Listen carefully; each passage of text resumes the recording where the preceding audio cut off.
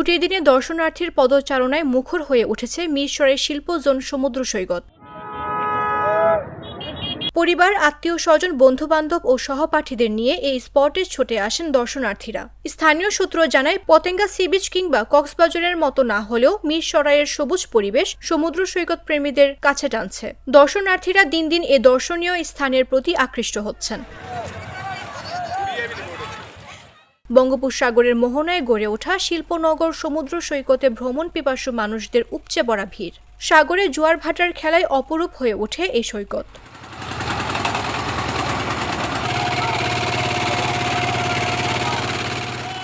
শিল্পনগরের পাশে এই সুপার ডাইকের পাশে সমুদ্র সৈকত। বৃষ্টিতে সুপার ডাইকের কাছাকাছি পানি টইটম্বর থাকে। বর্তমানে পর্যটকদের কাছে এটি মিনি পতেঙ্গা সি বিচ হিসেবে পরিচিতি লাভ করেছে।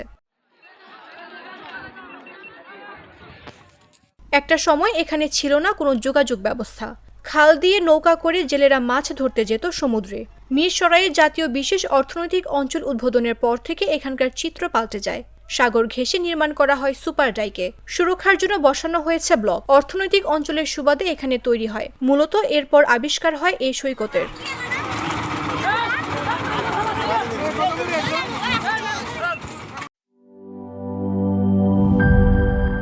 বান্ডেল থাকলে প্রতি সেনমানিতে টাকা বাঁচবে। বিকাশ সেনমানি বান্ডেল কিনে জিতুন প্রতি লেনদেনে।